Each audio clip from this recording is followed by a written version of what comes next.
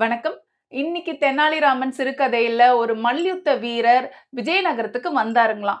அங்க வந்து அரசர பார்த்தாருங்களாம். அந்த மல்யுத்த வீரர் அரசன வணங்குனதுக்கு அப்புறமா, "நான் எல்லா ஊர்களுக்கும் போய் மல்யுத்தம் பண்ணி அங்க ஜெயிச்சுட்டு வந்திருக்கிறேன். இப்ப உங்க ஊருக்கு எதுக்கு வந்தேன்னா, இங்கேயும் ஜெயிக்க வந்தேன். அதனால ஒரு போட்டி நடத்துங்க பார்க்கலாம். உங்க வீரர் பெருசா, நான் பெருசான்ட்டுன்னு" சொன்னாருங்களாம். ரொம்ப செருக்கோட சொன்னாருங்களாம். கிருஷ்ணதேவராயர் ராஜகுருவ வச்சு மல்யுத்த வீரர்கள் கிட்ட பேசினாருங்களாம். ஆனா அத்தனை வீரர்களுமே இவர்கிட்ட சண்டை போட பயந்தாங்களாம். அப்ப இந்த மல்யுத்த வீரர் என்ன சொன்னார்னா, "ஒருத்தர் கூட இல்லையா என்னோட சண்டைக்கு வரதுக்கு? ஐய்யய்யோ! இது இவ்ளோ ஒரு பயந்தாங்கோலி நாடான்னு" சொன்னாருங்களாம். இத கேட்ட தெனாலிராமன் திடீர்னு பொங்கி எழுந்து, "நான் உங்களோட சண்டை போடுறேன்னு" வந்துட்டாருங்களாம். மல்யுத்த வீரர் தெனாலிராமன பார்த்து ஒரே சிரிச்சுட்டாருங்க. ஏன்னா அவருடைய உருவம் ரொம்ப குள்ளம், ஒல்லியா இருக்குமாம். பார்க்கவே சிரிப்பு வருமாம். "நீங்களா என்ன வந்து ஜெயிக்க போறீங்க? வாங்க பார்க்கலாம்ன்னு" சொன்னாருங்க. தெனாலிராமன் வீரரை நோக்கி பேச ஆரம்பிச்சாருங்களாம். "மல்யுத்த வீரரே, நான் இந்த மல்யுத்தத்த சீன குரு கிட்ட இருந்து கத்துக்கிட்டேன். இந்த மல்யுத்தத்துடைய சாஸ்திரப்படி நான் 3 விஷயங்கள செய்வேன். அதனுடைய பொருள நீங்க கண்டுபிடிக்கணும்" அப்படின்னு சொன்னாருங்களாம்.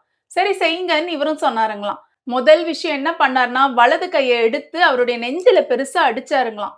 இதுக்கு என்ன அர்த்தம்னு கேட்டாருங்களாம். மல்யுத்த வீரருக்கு தெரியலையாம். 2வது விஷயம் என்ன செஞ்சாருன்னா, அவருடைய ஆள்காட்டி விரல தரைய நோக்கி இப்படி காட்டுனாருங்களாம். இதுக்கு என்ன அர்த்தம் சொல்லுன்ட்டு. அதுக்கும் இவருக்கு தெரியலீங்களாம். அதுக்கப்புறமா 3வது விஷயம் என்ன செஞ்சாருன்னா, 2 கையையும் வானத்த நோக்கி உயர்த்தி காட்டினாருங்களாம். மல்யுத்த வீரருக்கு என்னன்னே புரியலையாம். அரங்கத்தில் இருந்த அத்தனை பேருமே தெனாலிராமனுடைய செயல அப்படியே வியப்பா பார்த்தாங்களாம். இந்த மல்யுத்த வீரர் தன்னுடைய தோல்விய ஒத்துக்கொண்டுட்டு கிளம்பிட்டாருங்களாம். மன்னர்கிட்ட மன்னிப்பு கேட்டுட்டு, தெனாலிராமன் கிட்டயும் மன்னிப்பு கேட்டுக்கிட்டு. அங்கிருந்த அரங்கமே தெனாலிராமன் இந்த 3 விஷயத்துக்கும் என்ன அர்த்தம் சொல்லப் போறாருன்னு காத்துக்கிட்டு இருந்தாங்களாம் ரொம்ப வியப்பா. மன்னர் கேட்ட உடனே தெனாலிராமன் சொன்னாருங்களாம், "ஒண்ணும் இல்ல அரசே, என்னுடைய வலது கையால என் நெஞ்ச அடிச்சேன் இல்லீங்களா, அந்த மாதிரி அவர் அடிச்சா நான் கீழ விழுந்துருவேன்றதா கீழ ஆள்காட்டி விரல வச்சு சொன்னேன். அந்த மாதிரி கீழ விழுந்த உடனே கைய தூக்கி ஓடியே போயிடுவேன்னு தான் நானு 3வது விஷயமா சொன்னேன்.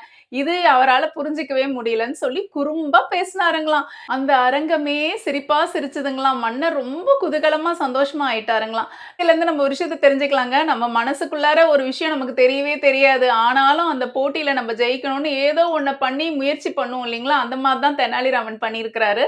இந்த பகுதி உங்க எல்லாருக்கும் பிடிச்சிருக்கும்னு நெனைக்கிறேன். தெனாலிராமனுடைய சிறுகதை நாளையும் தொடரும். இன்னைக்கு நாள் உங்க எல்லாருக்கும் நலமா அமைய என்னுடைய வாழ்த்துக்கள். நன்றி, வணக்கம்.